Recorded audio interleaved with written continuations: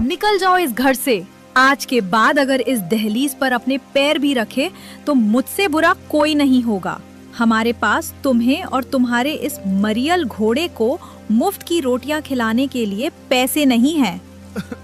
भाभी प्लीज ऐसा मत कहिए। ये घर पिताजी की आखिरी निशानी है। इस तूफानी रात में जब आसमान से आफत बरस रही है, मैं अपने इस प्यारे घोड़े गुल्लू को लेकर कहाँ जाऊंगा। कम से कम आज की रात तो हमें इस खलिहान के एक कोने में सिर छुपाने की जगह दे दीजिए। रिश्ते नाते सब बराबरी वालों में होते हैं करण। तू हमारे गले का फांस बन चुका है।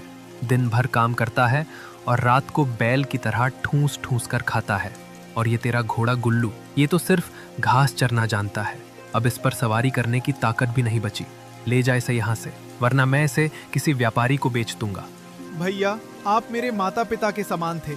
मैंने खेतों में दिन रात एक कर दिया ताकि आप और भाभी चैन से रह सकें। क्या मेरी मेहनत की कीमत सिर्फ 2 रोटियां और एक छत भी नहीं थी? आप गुल्लू को बेचने की बात कैसे कर सकते हैं? ये बेजुबान तो हम सबके लिए हमेशा वफादार रहा है। अरे ओ महान दानी, अपनी वसीयत का ज्ञान अपने पास रख। तेरे पिताजी वसीयत में तेरे लिए सिर्फ ये कमजोर घोड़ा ही छोड़ गए थे ना। बस इसी पर बैठकर अपनी नई दुनिया बसा ले। वैसे भी तेरी मनहूस शक्ल देखकर मेरा खून खौलता है। निकल यहाँ से। कोई बात नहीं गुल्लू, कोई बात नहीं मेरे दोस्त। आज उन्होंने हमें पराया कर दिया। जिस भाई को मैंने भगवान माना, उसने आज मुझे मौत के मुंह में धकेल दिया। लेकिन जब तक तुम मेरे साथ हो, मैं हार नहीं मानूंगा।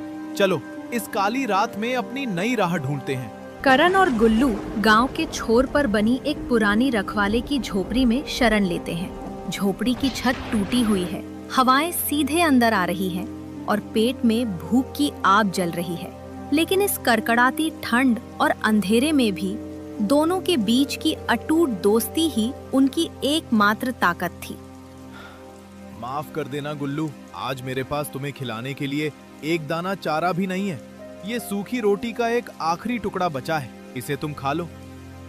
काश तुम बोल पाते मेरे दोस्त। अगर तुम बोलते तो शायद मेरे मन का ये भारी बोझ थोड़ा हल्का हो जाता।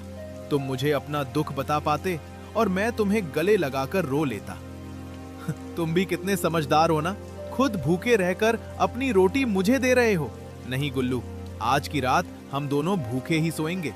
अपनी आंखें बंद कर लो, बस ये रात किसी तरह कट जाए। कल सुबह होते ही मैं कहीं ना कहीं मजदूरी ढूंढूंगा। तुम्हारे लिए चारे का और अपने लिए 2 सूखी रोटियों का इंतजाम जरूर करूंगा। सो जाओ मेरे भाई। नारायण नारायण, क्या इस कुटिया में कोई दयालु हृदय रहता है? क्या एक बूढ़े मुसाफिर को इस भयानक तूफान में सिर छुपाने के लिए थोड़ी सी जगह मिल पाए? अरे बाबा, आप इस भयानक तूफान में बाहर क्या कर रहे हैं? आइए, अंदर आइए। झोपड़ी टूटी जरूर है, लेकिन आपका स्वागत है। आप पूरी तरह भीग चुके हैं और ठंड से कांप रहे हैं। बहुत बहुत धन्यवाद बच्चे, कल्याण हो तुम्हारा। अगर आज तुम्हारी ये छत ना मिलती तो ये जर्जर शरीर इस बारिश की मार को नहीं झेल पाता। नारायण तुम्हारा भला करे। प्रणाम बाबा, आप बहुत थक गए होंगे। इस सूखी घास पर बैठ जाइए और थोड़ा विश्राम कीजिए। मैं अभी आग जलाने की कोशिश करता हूँ ताकि आपको थोड़ी गर्मी मिल सके। बच्चा, विश्राम तो तब मिले जब इस पेट की आग शांत हो। बड़ी तेज भूख लगी है। दोपहर से अन्न का एक दाना भी मुंह में नहीं गया है। क्या खाने के लिए कुछ मिल सकता है? बाबा, मैं आपको क्या बताऊं। मेरी किस्मत ही ऐसी है कि आज मेरे पास आपको देने के लिए अन्न का एक दाना भी नहीं है। मैं खुद आज यहाँ खाली हाथ आया हूँ। मेरे अपने भाई ने मुझे और मेरे वफादार घोड़े को घर से निकाल दिया है। कोई बात नहीं बेटा, जब भाग्य रूठता है तो इंसान के हाथ खाली हो जाते हैं। ईश्वर सब ठीक करेगा। नहीं बाबा, हमारे धर्म में अतिथि को भूखा सुलाना सबसे बड़ा पाप माना गया है। आप हमारे द्वार पर आए हैं तो भूखे नहीं सोएंगे। आप बस थोड़ी देर इंतजार कीजिए। पास ही एक पुराना सरकारी बगीचा है जहां मीठे जंगली फल और जड़ी बूटियों के पेड़ हैं। मैं अभी इस बारिश में जाकर आपके लिए ताजे फल तोड़कर लाता हूँ।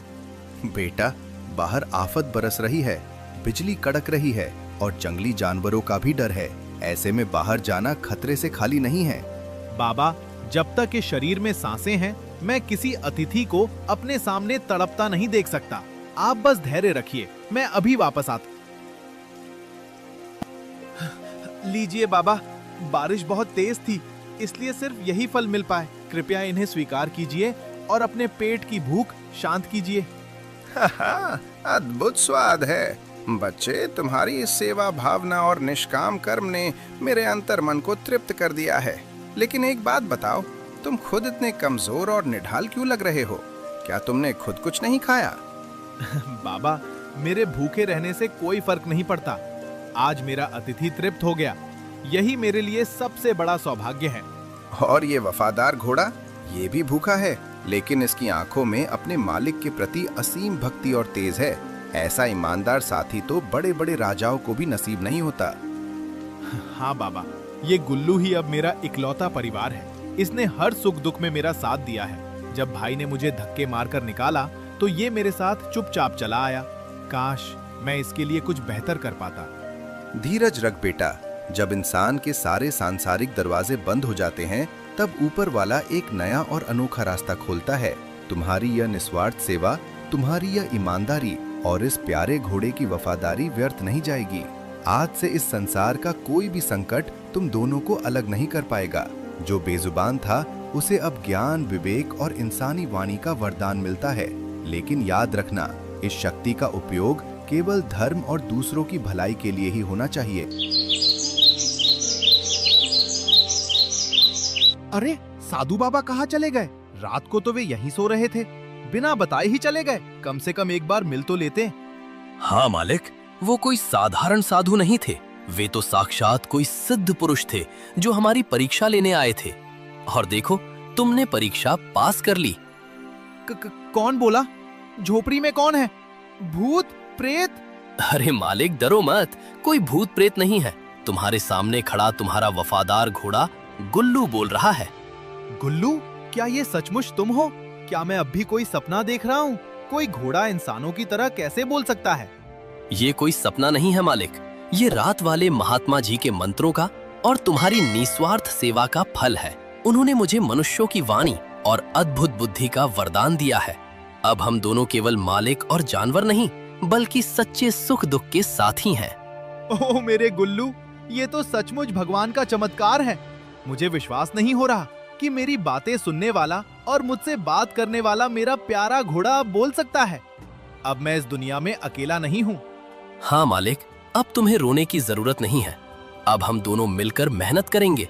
लेकिन एक बात याद रखना मालिक, दुनिया बहुत लालची और चालाक है।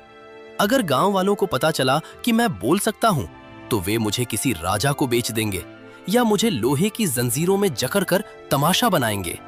तुम ठीक कह रहे हो गुल्लू, हमें इस बात को गुप्त रखना होगा। दूसरों के सामने तुम एक साधारण जानवर की तरह ही रहोगे और जब हम अकेले होंगे तभी बात करेंगे। बिल्कुल सही सोचा मालिक। चलो अब गांव के मुखिया जी के पास चलते हैं। सुना है उनके खेतों में जुताई और काम के लिए मजदूरों की जरूरत है। आज से हमारी एक नई और सुनहरी जिंदगी शुरू होने वाली है। वरदान की पहली सुबह आशा की एक नई किरण लेकर आई थी। करण और गुल्लू अब अपने पैरों पर खड़े होने के लिए काम की तलाश में गांव के मुखिया जी के पास पहुंचे। लेकिन गांव के लोग करण की लाचारी से वाकिफ थे और मुखिया जी भी उसका फायदा उठाने से पीछे नहीं हटने वाले थे। राम राम मुखिया जी, सुना है आपके खेतों में जुताई और सफाई के लिए मजदूरों की जरूरत है। मैं और मेरा घोड़ा गुल्लू जी जान से काम करेंगे। कृपया हमें कोई काम दे दीजिए। राम राम बोला। अरे सुना है तेरे भाई विक्रम ने तुझे लात मारकर घर से निकाल दिया है और तू इस कमजोर घोड़े के भरोसे काम ढूंढ रहा है। देख, काम तो बहुत है, लेकिन क्या तू उत्तरी दिशा वाला दलदली खेत साफ कर पाएगा? वो जमीन सालों से बंजर है, कंटीली झाड़ियां जमी हैं। अगर आज शाम तक तूने उसे जोतकर तैयार कर दिया तो तुझे मजदूरी मिलेगी, वरना खाली हाथ लौटना होगा। मुखिया जी, वो काम बहुत कठिन है, लेकिन मुझे अपने गुल्लू पर पूरा भरोसा है।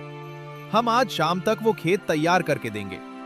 मालिक, इस मुखिया के इरादे ठीक नहीं है। वो जानता है कि ये काम